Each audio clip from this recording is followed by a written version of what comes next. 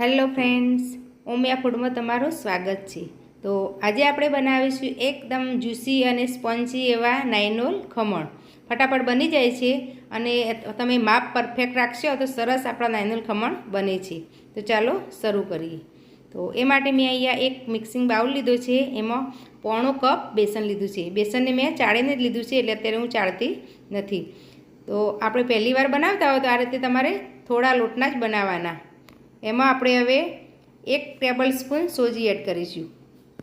સોજીથી આપણો ખમણ બેસી નહીં જાય। અને એમાં આપણે 1.5 ટેબલ સ્પૂન ખાંડ એડ કરીશું। પછી મીઠું એડ કરવાનું છે સ્વાદ પ્રમાણે, એટલે આપણે 1/4 ટીસ્પૂન જેટલું મીઠું લીધું છે। હવે 1 ટીસ્પૂન આપણે લીંબુના ફૂલ એડ કરવાના છે। આપણે લીંબુનો રસ નથી એડ કરવાનો, લીંબુના ફૂલ જ એડ કરવાના છે। અને ચપટી હળદર એડ કરીશું। બધું સરસ મિક્સ કરી લઈશું। આ રીતે મેજરમેન્ટ કપ હશે ને તો તમારું પરફેક્ટ ખમણ તૈયાર થશે। હવે પાણી આપણે અડધો કપ પાણી લેવાનું છે, પણ આ રીતે થોડું થોડું એડ કરી અને આપણે આપણું જે મિક્સર છે ને બેટર એ બનાવવાનું છે। તો આ રીતે થોડું થોડું એડ કરીને બનાવશું ને તો બેસનના ગાંઠા નહીં પડે અને સરસ આપણું સ્મૂથ બેટર તૈયાર થશે। તો આ રીતે ચલાવતા જઈ અને થોડું થોડું પાણી એડ કરીને આપણે સરસ બેટર તૈયાર કરીશું। આ રીતે તમે ખમણ બનાવશો ને તો એકદમ સરસ ખમણ બનશે, અને પરફેક્ટ માપથી બનાવશો ને તો ખમણ સરસ બનશે। તો તમે પહેલી વાર બનાવતા હશે ને તો બી સરસ તૈયાર થશે। તો જો આપણે આ બધું પાણી અડધો કપ, પોણો કપ લોટ હતો ચણાનો, એટલે આપણે અડધો કપ પાણી લીધું છે। અને તમારે ચણાનો લોટ નથી લેવાનું, બેસન જ લેવાનું છે। તૈયાર જે પેકેટમાં આવે છે ને એ જ।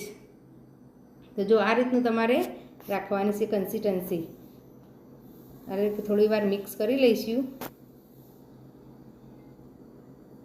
હવે એને આપણે ઢાંકણ ઢાંકીને 10 મિનિટ રેસ્ટ આપવાનું છે। તો ત્યાં સુધી આપણે જે વાસણમાં આપણે સ્ટીમ કરવાના હોય ખમણ, એને ગ્રીસ કરી લેવાનું।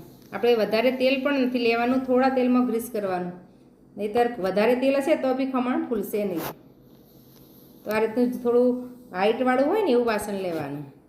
તો 10 મિનિટ થઈ ગઈ છે અને આપણો સરસ રેસ્ટ આપે તો એટલે સોજી ફૂલી ગઈ છે, અને આપણે ખાંડ ને લીંબુના ફૂલ બધું પણ ઓગળી ગયું છે। એટલે એકવાર આ રીતે થોડું આપણે મિક્સ કરી લેવાનું।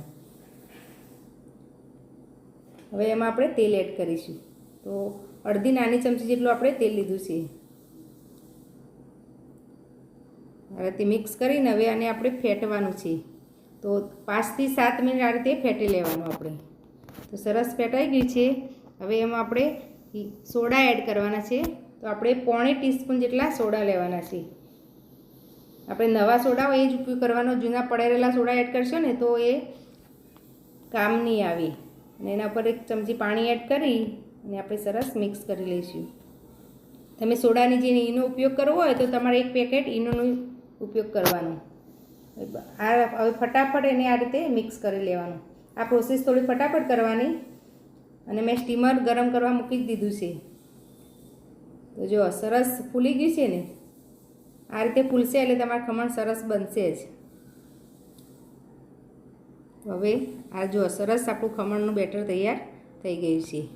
હવે એને આપણે ગ્રીસ કરેલી જે વાસણ છે ને એમાં આપણે લઈ લઈશું।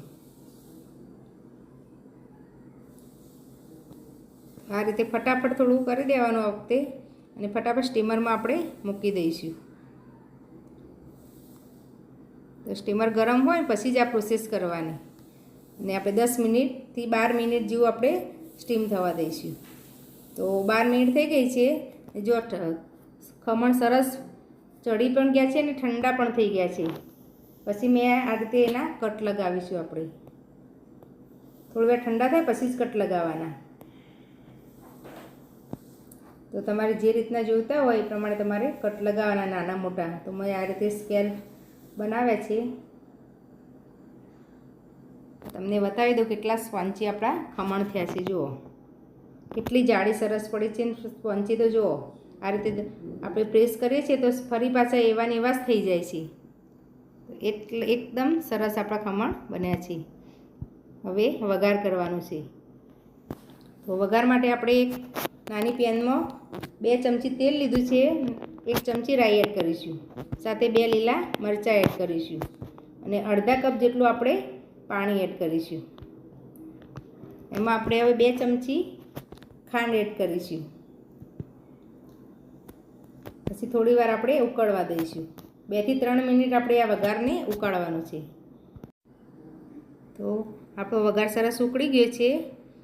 હવે એને આપણે ખમણ ઉપર એડ કરી દઈશું. વઘારને આ રીતે ખમણ ઉપર એડ કરી દેવાનું. પછી 10 મિનિટ આપણે રહેવા દેવાનું છે.